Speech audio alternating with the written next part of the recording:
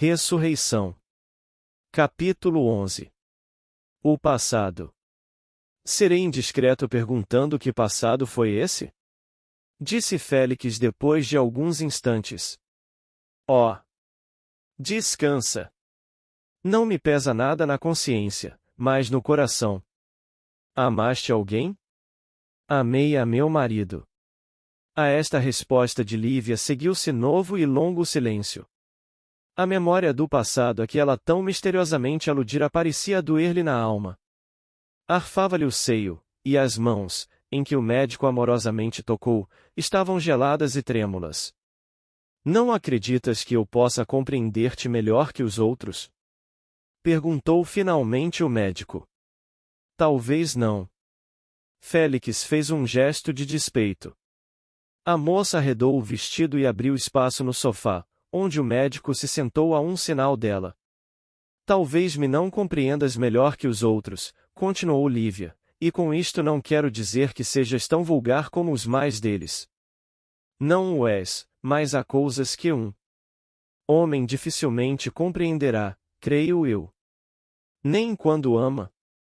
Perguntou Félix. Lívia não respondeu. Félix continuou. Mas que passado foi esse? Posso não compreender-te, como dizes, mas saberei dizer-te algumas palavras de consolação, e dissipar com elas a tristeza que te ficar desta confidência, que não é um remorso, de certo. Amei a meu marido, começou Lívia, e toda a minha confidência se resume nessas poucas palavras. Tive uma paixão da primeira idade, quando o amor vem surpreender a ignorância do coração. Será esse o amor mais forte?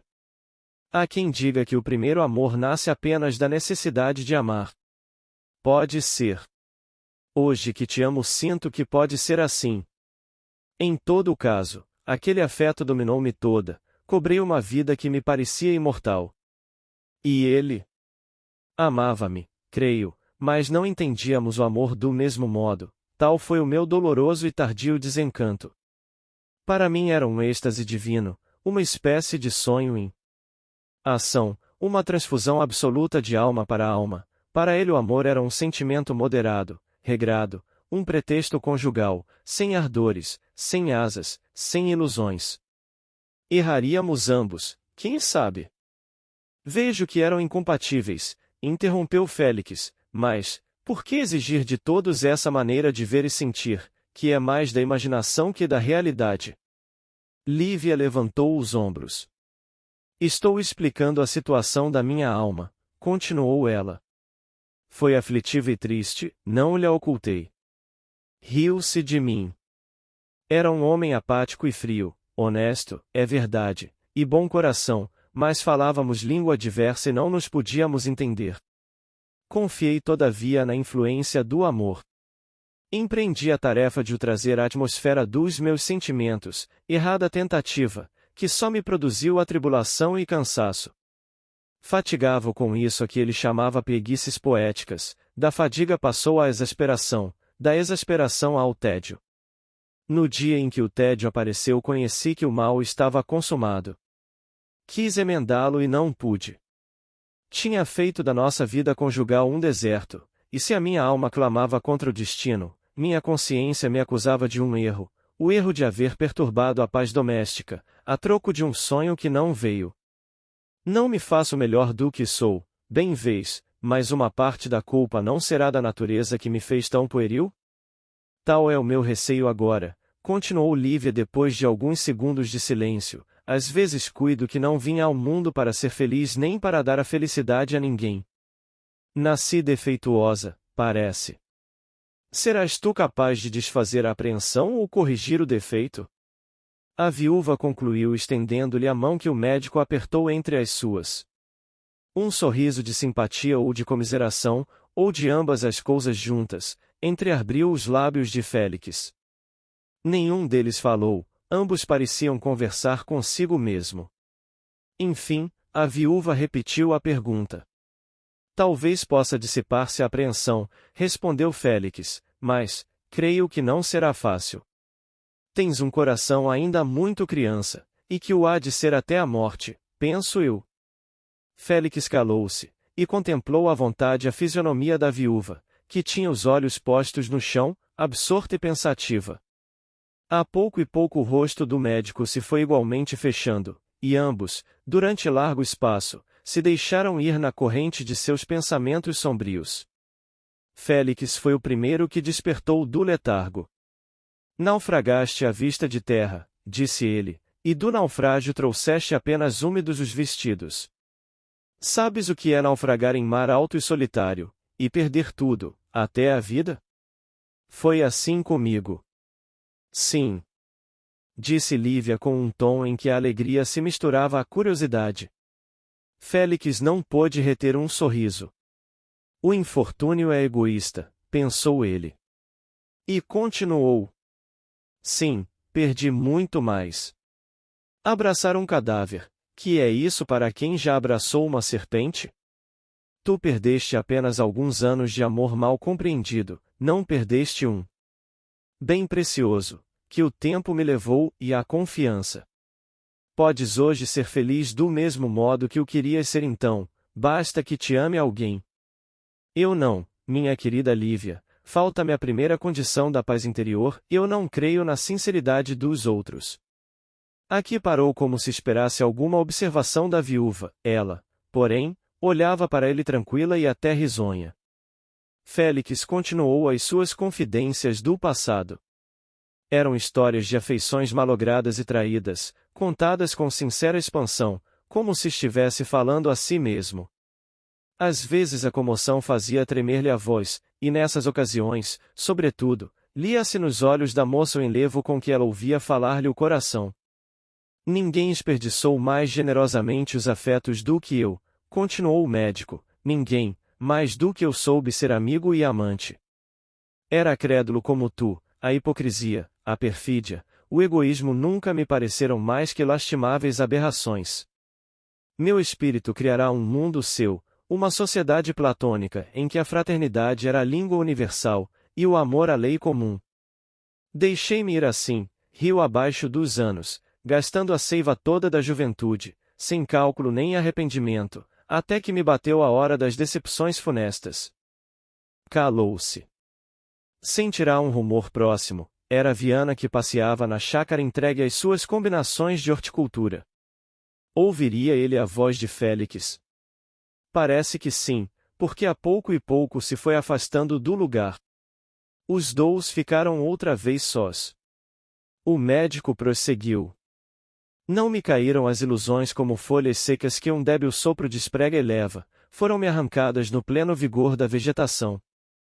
Não me deixaram essas doces recordações, que são para as almas enfermas como que uma aura de vitalidade. Meu espírito ficou árido e seco.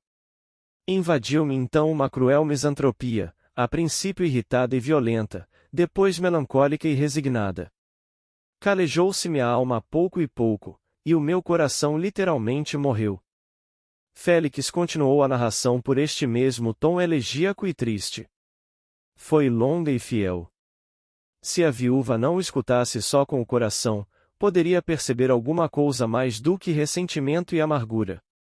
Félix não era virtualmente mau, tinha, porém, um ceticismo desdenhoso ou hipócrita, segundo a ocasião. Não perceberia só isso, veria também que a natureza fora um tanto cúmplice na transformação moral do médico. A desconfiança dos sentimentos e das pessoas não provinha só das decepções que encontrara, tinha também raízes na mobilidade do espírito e na debilidade do coração. A energia dele era ato de vontade, não qualidade nativa, e ele era mais que tudo fraco e volúvel. Lívia não percebia nada disto, escutava-o com a fé pia de um coração amante. Sabendo que a razão do atual abatimento eram os infortúnios passados, ela confiava de si mesma renovar aquela alma que envelhecera antes do tempo. Tais foram as suas consolações quando o médico terminou a longa confidência. Ele agradeceu-lhes comovido, não sem lhe perguntar se ela teria força bastante para concluir essa missão piedosa. Tenho, afirmou Lívia. É certo que me ressuscitaste, continuou o médico, e se o futuro me guarda ainda alguns dias de felicidade sem mescla, a ti só os deverei, minha boa Lívia, tu só haverás feito o milagre. Mas, repetiu a moça com impaciência. A obra não está completa, continuou Félix, metade apenas. Fizeste brotar dentre as ruínas uma flor solitária, mais bela, única neste árido terreno do meu coração. Não basta, é preciso agora um raio que anime e lhe conserve o perpétuo viço. Essa é a confiança, não de uma hora, mas a de todos os dias, a que não falece nunca e nos restitui a serenidade dos primeiros tempos. Sem ela, o meu amor será um largo e inútil martírio.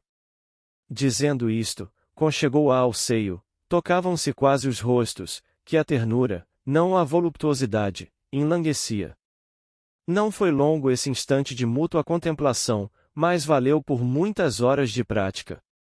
Se a vida pudesse ser eternamente aquilo, é provável que o coração, de Félix adquirisse a paz que almejava.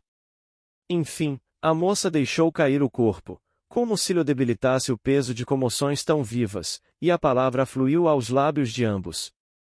Falaram então em prosa, conversaram de seus projetos de futuro, dos arranjos do casamento, de uma viagem que fariam logo depois. Iam levantar-se quando ao longe lhes apareceu o irmão de Lívia. Caminhava apressadamente e alegre, ao encontro dos dous namorados.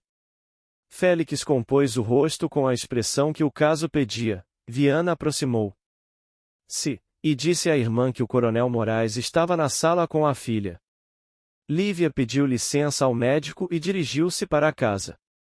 Félix deu o braço a Viana. Falávamos das suas reformas, disse ele, e fazíamos prosaicamente o orçamento da despesa que vai ter. Viana sorriu-se à socapa, mas não deixou cair o assunto no chão.